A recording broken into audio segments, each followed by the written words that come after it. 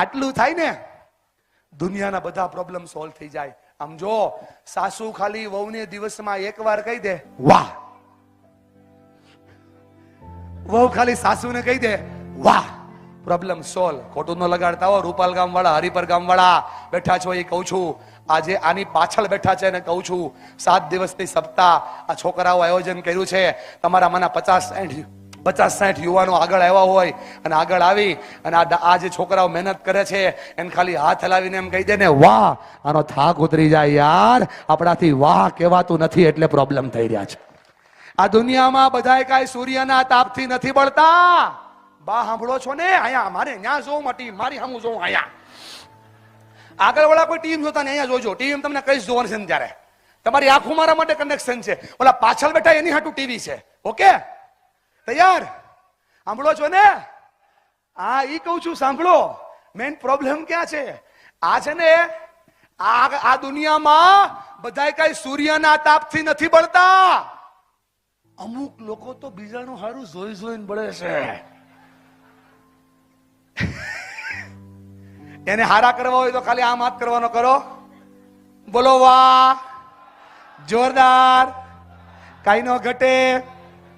ઓહો હો, જબરદસ્ત. ક્યારેક પપ્પાને કહેવાનું બેટા વાહ.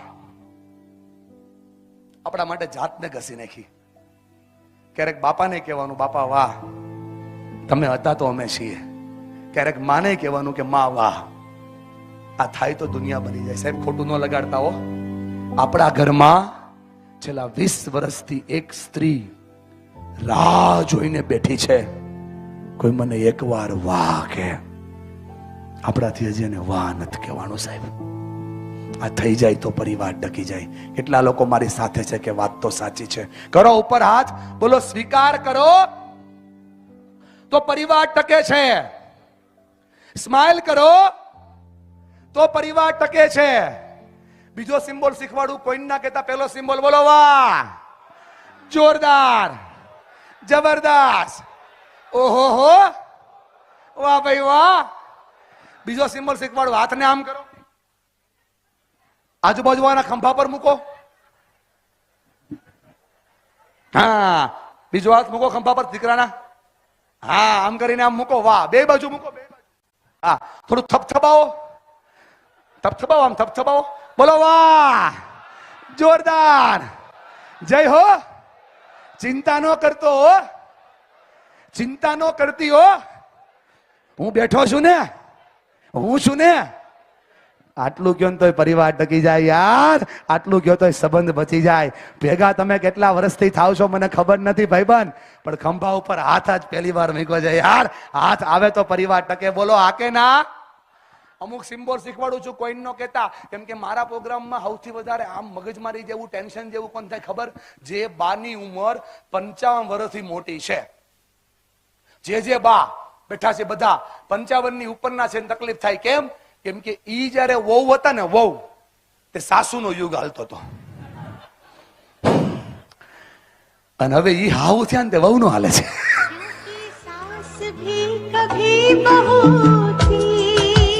લોચો પડી ગયો, ટેન્શન થઈ ગયું. બોલો આ કે ના? જો આમ જો કેટલી ખુશ થાય, આમ જો કેટલી રાજી થાય. પણ થોડું સોલ્યુશન લાવવું પડશે. બોલો તૈયાર છો? ત્રીજો સિમ્બોલ શીખવાડું છું, બહુ સહેલો છે. વિષ્ણુભાઈ હાવ હેલો સિમ્બોલ, પણ થતો નથી, પ્રોબ્લેમ છે. આપણે 5 દી કરશું. મને યાદ રાખજો, તમારા ભાઈને યાદ રાખજો. હાથ જોડો, એ જોડો, રૂપાલ વળાવ. હા, હાથ જોડો આમ. દાદા થોડાક ઝૂકો. બોલો ધન્યવાદ, આભાર, થેન્ક યુ. ધન્યવાદ, આભાર, થેન્ક યુ. આટલું કયો તો ફેમિલી ટકી જાય. બોલો યસ ઓર નો? બોલો યસ ઓર નો? રેવા દે બેન, તારાથી આ જન્મમાં નહીં થાય.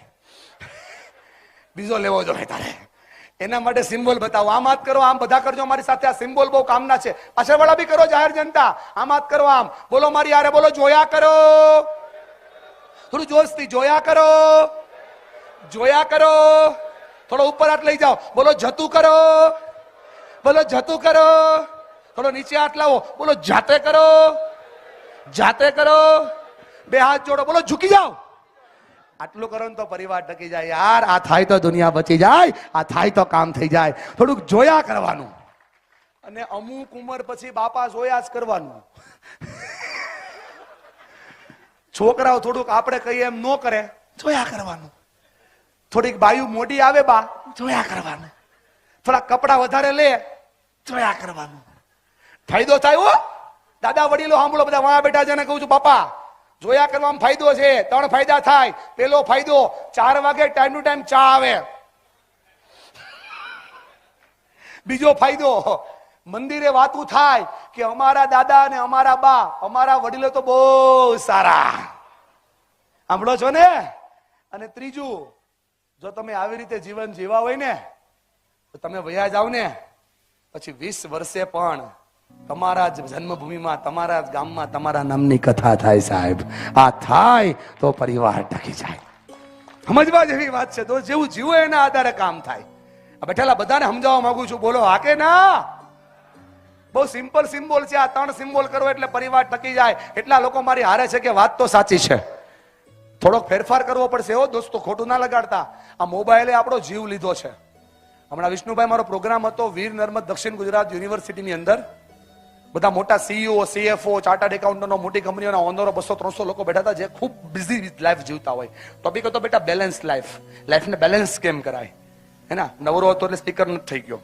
અને આ બધું પહેરવું પડે અહીંયા આવી એટલે. બાકી આપણું કામ છે લોકોના માઇન્ડને ટ્રેન કરવા. તો શીખવાડ્યું ને સમજાવ્યું શું થાય તમે પણ ચેક કરજો. બેઠેલા બધાનો મોબાઈલનો સ્ક્રીન ટાઈમ છે ને એ 3.5 કલાક કરતા વધારે આવશે.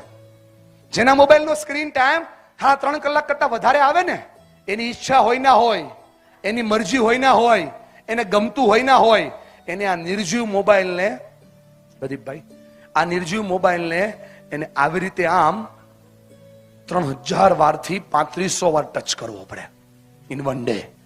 એક દિવસમાં આપણે આ મોબાઈલને આવી રીતે આમ 3000 થી 3500 વાર ટચ કરીએ છીએ ભાઈબંધ, જેમાં જીવ નથી. અને આપણી ઘરે જીવતા જાગતા મા બાપ બેઠા છે, જીવતા જાગતા બાળકો બેઠા છે, એને આપણે દિવસમાં 10 વાર પણ ટચ કરતા નથી. એટલે પ્રોબ્લેમ થઈ રહ્યા છે યાર.